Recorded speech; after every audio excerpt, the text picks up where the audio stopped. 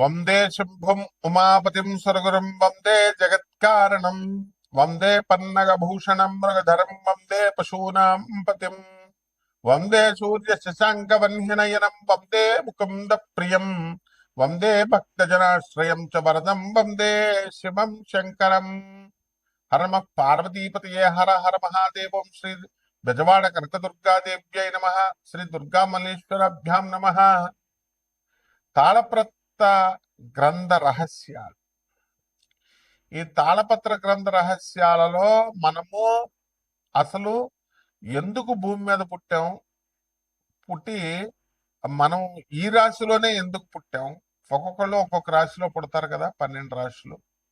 అలాగే మన పూర్వజన్మ రహస్యాలు ఏంటి, అసలు పూర్వజన్మలో ఏదైనా సాధించకుండా మిగిలిపోతే అది ఏమైనా ఇప్పుడు సాధించడానికి వచ్చామా, లేకపోతే పూర్వజన్మలో పెళ్లిళ్ళు అయితే లవ్లు చేసుకుంటారు, అవి ఏమైనా బ్రేకప్లు అయిపోతే మళ్ళీ కంటిన్యూషన్ ఈ జన్మల్లో ఏమైనా ఉంటాయా, ఇలాంటివన్నీ కూడా మనం ఈ యొక్క వీడియోలో మనం తెలుసుకుందాం. ఇప్పుడు అగస్త్య మహర్షి అవతారాలైనటువంటి గురునాథ శర్మ గారు, అలాగే రావులపాలెం దిలీప్ సి శర్మ గారు, వీళ్ళు ఒకళ్ళ ఇంటికి తీసుకెళ్ళానండి. ఆయన పేరు వీరయ్య గారు. అయితే ఆ కుర్రాడు ఏదో గవర్నమెంట్ ఎగ్జామ్స్ కోసం రాసుకుంటూ ఉన్నాడు. వాడి డిప్రెషన్లో ఉన్నాడు ఫుల్గా. వీళ్ళు డిప్రెషన్లో ఆ ఉన్నావు నాయన, బతుకు పర్వాలేదు, బతుకు ఎలాగో అలాగో బతుకు, గవర్నమెంట్ జాబ్ రాకపోతే బతుకు అని చెప్పేసి ఏదో ధైర్యవచనాలు చెప్పారు. ధైర్యవచనాలు చెప్తే వాడు ఓకే, నాకు వస్తుందండి, నాకు జాబ్ వస్తుంది, గ్యారంటీగా వస్తుంది, ఇంకా డిప్రెషన్కి వెళ్ళిపోయాడు. ఆ తర్వాత చాలా పరిణామాలు జరిగినాయి అనుకోండి.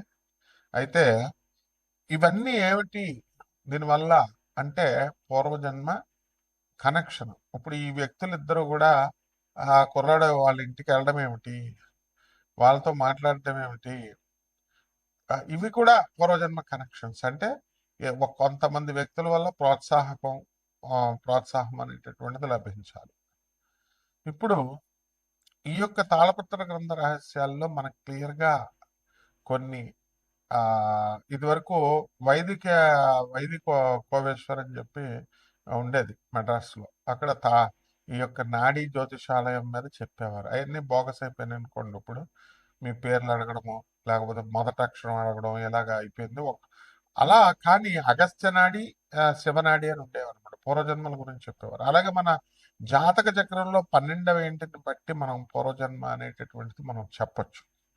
అలాగే దీనికి శని, రాహువు, కేతు గ్రహాల వల్ల పూర్వజన్మ అనేటటువంటిది మనం చెప్పొచ్చు. అవి ఉండేటటువంటి పొజిషన్స్ని బట్టి మనం చెప్పొచ్చు అనమాట. ఇప్పుడు రాహు పంచమంలో ఉండి మరి ఈ యొక్క రవి బుధ శుక్రులు మొత్తం వీళ్ళంతా కూడా మనకి లాభస్థితిగతులై ఉండి ఇలా కొన్ని సిగ్నల్స్ ఉంటాయి. వాటి వల్ల పంచమ రాహు ఏం చేస్తాడంటే విపరీతమైనటువంటి మొండితనం ఉంటుంది. డిప్రెషన్ విపరీతమైన డిప్రెషన్లో వెళ్ళిపోతారు. వాళ్ళకి మీరు ఎన్ని కోట్లు ఉన్నా సరే వాళ్ళు పూర్వజన్మ పాపం వల్ల ఏమవుందంటే ఈ జన్మలో మనశ్శాంతి ఉండదు. అందువల్ల వాళ్ళు భర్త దగ్గర ఉన్నా, పుట్టింట్లో ఉన్నా, ఎక్కడున్నా మనసంతా కూడా డిప్రెషన్కి గురవుతూ ఉంటుంది. ఇవన్నీ కూడా పూర్వజన్మ పాపాల కారణంగానే అనమాట. అలాగే మేషరాశిలో మనం పుట్టినటువంటి వాళ్ళు మరి పోలీసు, సెక్యూరిటీ, ఆ తర్వాత ఈ డిపార్ట్మెంట్స్లో డిఫెన్స్ వీటిల్లో పనిచేస్తారు. కారణం ఏమిటి, వాళ్ళ గత జన్మ ఏమిటి. అలాగే దొంగలు ఉంటారు. దొంగలు, నక్సలైట్లు వీళ్ళు హత్య చేయబడతారు. రౌడీ షీటర్స్ ఉంటారు, వీళ్ళు వేరే వాళ్ళ చేతుల్లో చంపబడతారు. దానికి క్లియర్గా మనకు జాతకం చక్రం చూసినప్పుడు అర్థమైపోతుంది. మళ్ళీ నెక్స్ట్ జన్మ ఉందా, లేకపోతే ఈ యొక్క నెక్స్ట్ జన్మలో ప్రతి ఒక్కరికి జన్మలు ఉంటాయి. కాకపోతే ఆ గ్యాప్ ఉంటుంది, గాలి ధూళయ్యి చెట్ల మీద వాటి మీద వేలాడుతూ ఉండాలన్నమాట దెయ్యాలయ్యి. మరి ఈ రకంగా మనకి ఈ యొక్క గ్రహ స్థితిగతులను బట్టే మనం అంచనా వేయగలుగుతాం. కొంతమంది పెళ్లి కాదు, వాళ్ళకి ఎవరితో రుణం లేదు కాబట్టి పెళ్లి కాదు. పెళ్లి కాకుండానే బ్రహ్మచారులు అయిపోయి చచ్చిపోతారు. చచ్చిపోతే తెల్ల జిల్లేడు చెట్టుకిచ్చి పెళ్లి చేసి ఆ తర్వాత అతని శవాన్ని కాలుస్తారు. ఇవన్నీ ఎందుకు అంటే తెల్ల జిల్లేడు చెట్టు కూడా అది శ్మశానాల్లో పెరుగుతుంది. జిల్లేడు చెట్లు ఇవన్నీ కూడా అవి కేతువుకు సంబంధించినటువంటివి అన్నమాట. కాబట్టి ఈ యొక్క మీడియా రంగంలో ఉన్నటువంటి వాళ్ళు కొంతమంది ఉంటారు పాపం. వాళ్ళకి ఏమంటే మాకు ఉద్యోగం రావట్లేదండి, ఎక్కడికి వెళ్ళినా సరే అంటారు. పూర్వజన్మ కర్మ. అలాగే ట్రాన్స్ఫర్స్ విదేశాల్లో ఉండేటటువంటి వాళ్ళు విదేశాల్లో ఉండే హ్యాపీగా ఉన్నా సరే వాళ్ళకి మనశ్శాంతి ఉండదు. పూర్వజన్మ కర్మ. ఈ విధంగా మొత్తం ఈ యొక్క పర్పస్ ఏంటంటే మనం పూర్వజన్మల్లో సాధించలేకపోయినటువంటి పనుల్ని ఈ జన్మలో మనం సాధించుకోవడానికి మళ్ళీ భగవంతుడిని కొంత టైం అడుగుతాము, ఆయన ఇస్తారనమాట. అందువలన మీరు కొంతమంది చూడండి, తల్లిదండ్రులకి గవర్నమెంట్ ఎంప్లాయీస్ అయి ఉంటారు, పిల్లలేమో వీళ్ళు పెద్దోళ్ళు అయిపోతారు. వీళ్ళు చూడాలని అనుకున్న పిల్లలు ఆ తల్లిదండ్రులు గవర్నమెంట్ ఎంప్లాయీస్ కావడం వల్ల వాళ్ళకి పెన్షన్ వస్తుంది, మేము రావని అంటారు. అంటే వీళ్ళ డబ్బు తినేటటువంటి యోగం వాళ్ళకి లేదు. వాళ్ళకే వస్తున్నప్పుడు ఈ పిల్లలే సరిగ్గా సెటిల్ అవ్వలేదు ఎందుకులే అని చెప్పి వాళ్ళు ఇళ్ళకి వెళ్ళరు. ఇది కూడా పూర్వజన్మ దగ్గర రుణానుబంధం లేకపోతే ఇంకా అక్కడితో కట్ అయిపోతుంది అనమాట. తులారాశి వాళ్ళంతా కూడా లాస్ట్ జన్మలో ఫోటోగ్రాఫర్స్ అవ్వాలనుకుంటారు, సినిమా రంగంలోకి రావాలనుకుంటారు, హోటల్ పెట్టాలనుకుంటారు, సినిమా యాక్టర్లు కావాలనుకుంటారు. ఇవన్నీ కూడా అవ్వకపోవడం వల్ల లాస్ట్ జన్మలో చచ్చిపోయి ఈ జన్మలో ఇవి సాధించుకోవడం కోసం పుడతారనమాట. ఆయా వృత్తుల్లోకి వస్తారు. ఆదాయాలు బ్రహ్మాండంగా పెరుగుతాయి. లాస్ట్ సంవత్సరం కంటే కూడా ఉద్యోగాలు చాలా మంది కోల్పోయారు పాపం. 2025 సంవత్సరం మధ్య ఆగస్టు దాటిన తర్వాత అప్పటి నుంచి ఉద్యోగాలు లేవు. అలాగే కోర్టు సమస్యల్లో మీరు తిరుగుతున్నారు, అనవసరంగా లాయర్లను మేపడం. ఆ తర్వాత మీ తండ్రి చేసినటువంటి తప్పు, తల్లిదండ్రులు చేసినటువంటి వాళ్ళు సవతి తల్లి ఉండడం ద్వారా వాళ్ళ పిల్లలకు ఖర్చు పెట్టేసి మీ యొక్క పొలాలు కానీ మీ యొక్క ఆస్తులు కానీ నష్టపోవడం ఇవన్నీ కూడా జరుగుతాయి అన్నమాట. కాబట్టి ఈ తులారాశి వారికి అందరికీ కూడా మనము ఏం చేయాలండి అని అంటే, అనుకున్న పనులు అనుకున్నట్లు సాధించుకుంటూ మీరు ముందుకు వెళ్ళాలని తెగ ప్రయత్నాలు చేస్తూ ఉంటారు. ఆకలి ఆకలి అనేటటువంటిది చాలా ఎక్కువగా ఉంటుంది తులారాశి వారికి. అందువల్ల ఆకలి మీద నియంత్రణ తెచ్చుకోవాలి మీరు. తర్వాత ఆడి ఒక్కొక్కసారి మీకు ఈ యొక్క గవర్నమెంట్ ఉద్యోగాలు చేసేటటువంటి వాళ్ళు కానీ, మరి ప్రైవేట్ ఉద్యోగాలు కానీ, మరి అడవుల్లో ఉద్యోగాలు చేయాల్సి వస్తుంది. ఎక్కడ తిండి లేనటువంటి ఊర్లు వెళ్లాల్సినటువంటి పరిస్థితులు ఈ యొక్క సంవత్సరంలో ఎక్కువ సార్లు జరుగుతాయి.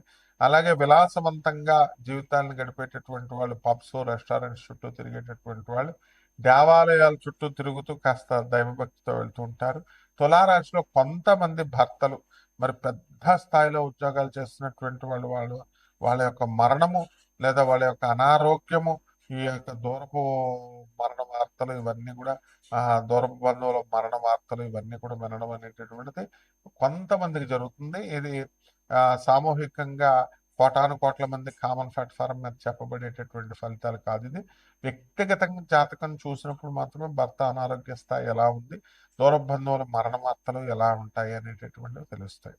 ఇక కొత్తగా బంగారం కొంటారు, వెండి ధర బాగా పెరుగుతుంది. సినిమా రంగంలోకి వెళ్ళి తమ అదృష్టాన్ని మీరందరూ కూడా క్యాలిక్యులేట్ చేసుకుంటూ ఉంటారు. అండ్ బ్రహ్మచారులకి పెళ్ళిళ్ళు అవుతాయి. అండ్ గురువు కూడా మంచి బ్రహ్మాండంగా ఉన్నాడు కాబట్టి క్యాంపస్ ఇంటర్వ్యూలు ఇలాంటివన్నిటిలో కూడా మీరు సక్సెస్ అవడానికి అవకాశాలు ఉంటాయి. కాబట్టి ఈ రాశి వారందరూ కూడా దూరపు ప్రయాణాలు బాగా ఎక్కువగా చేయాల్సి వస్తుంది. దూరపు బంధువులు కూడా మేము మీ బంధువులు అంటూ కొత్తగా పరిచయాలు అనేటటువంటివి చేస్తారు. ఈ రాశి వారికి కాస్త మెంటల్ వాళ్ళు కొంచెం మంది పరిచయం అవడానికి అవకాశాలు ఉంటాయి. వాళ్ళతో చాలా జాగ్రత్త. వాళ్ళతో కనుక చాటింగ్ చేసినా ఏం చేసినా వాళ్ళు సూసైడ్లు చేసుకున్నా ఏదన్నా అవి మీ మీదకి వచ్చేయడానికి అవకాశాలు ఉన్నాయి కాబట్టి చాలా జాగ్రత్తగా ఉండాలి.